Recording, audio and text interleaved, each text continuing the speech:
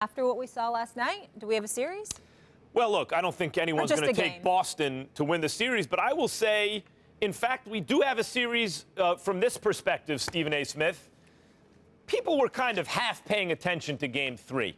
I mean, if you're going to watch Game 3 last night, I guess it's on a Sunday, so a lot of people were staying in. But had that game been on a Friday or Saturday, you think people would have maybe made plans? Maybe make at least plans by halftime, right? Like, watch the first half, see if it's competitive. Maybe even just make plans and then keep your eye on the game on Twitter or something, and then maybe try to get to a TV. No one was really interested in this series anymore. And now, you think people are going to be paying attention to Game 4? Oh, everyone's going to be paying attention to Game 4. So in that respect, we have a series again. Is the outcome of the series in doubt? Likely not. I don't think anyone's going to pick Boston. But we will be paying attention to Game 4. And Stephen A. Smith, because I know you love it so much when I do this, I'll do it again. Baseball time. You see, Stephen A.? Oh, boy. In 1960, the Yankees played the Pirates in the World Series. And the series went 7 games. Now, the run differential, by the end of the series... He's doing it on purpose, Molly. He's doing it on purpose. The Yankees outscored the Pirates by 28 runs over a 7-game series. And yet the Pirates won 4-3. In other words, though the Cavs have shown clear superiority, trouncing the Celtics twice, the Celtics were lucky to win by the skin of their teeth on a night that LeBron James is likely never to repeat.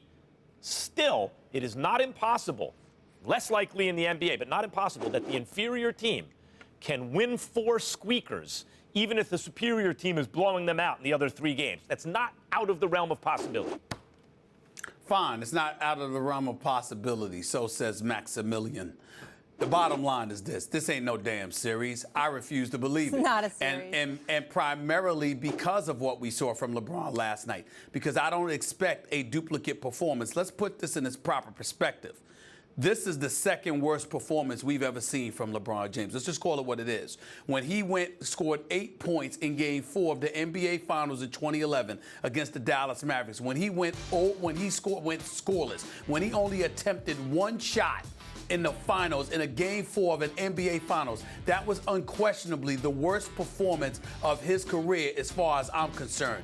This ranks as number 2.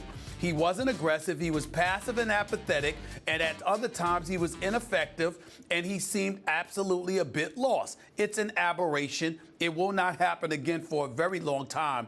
And oh, by the way, it had damn well better not. I don't want any excuses. This is what I'm saying. And this is something that we're going to revisit when we continue this show today. I don't want any excuses. I don't want this situation being, oh, look at LeBron and how awful he performed. So as a result, there's really no expectations for Cleveland. They're playing with house money against Golden State. Oh, no, absolutely not. We're not going there. No excuses. It was just one bad game. It will not happen again.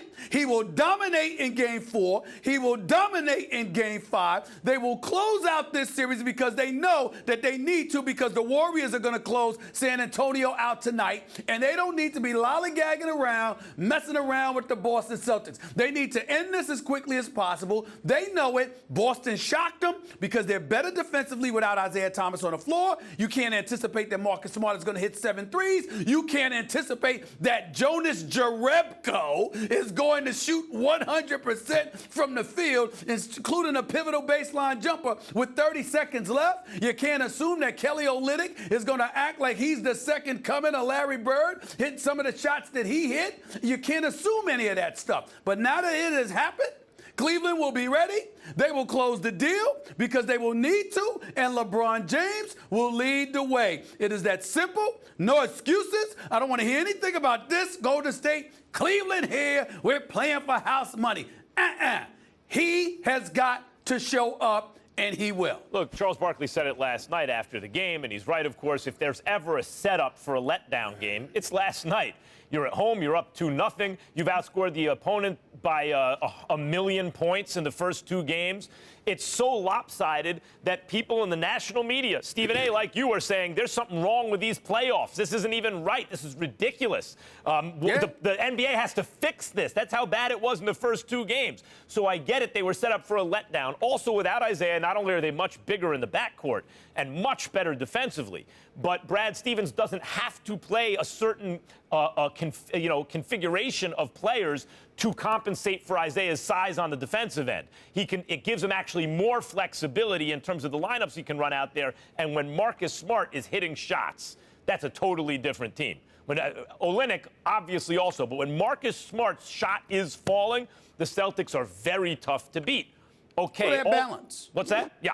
They're They just have a good balance team. because the 4 to 5 starters scored in double figures. They have balance. They showed up last night. They're a good team, and we see it largely the same way, but I will say this. If you are interested in Game 4, if you are going to make sure there are no plans, everyone watching us right now, Stephen A., whatever plans they had for Game 4, they were going to go out that night because who needs to watch this anyway? Oh, now all of a sudden, everyone's going to be watching Game 4. That means it's a series. Well, let's be clear. Let's be clear, Max. Just because there's going to be more eyeballs watching doesn't make it a series. What makes it a series is the quality of the game we'll be watching. And I don't expect it to be that much quality. Cleveland was up 21 in the third quarter, and they took their foot off the gas and got burned. Yep. I don't believe that's going to happen in Game 4 or beyond. I still don't believe this is much of a Does series. Boston get But another it was game? nice for them to try to fool us for a night. They might get one more. Up 23 in the third quarter, back to my original point. When LeBron isn't LeBron, Kyrie especially, and also Kevin Love can't finish the deal. Up 23 in the third quarter. That says something.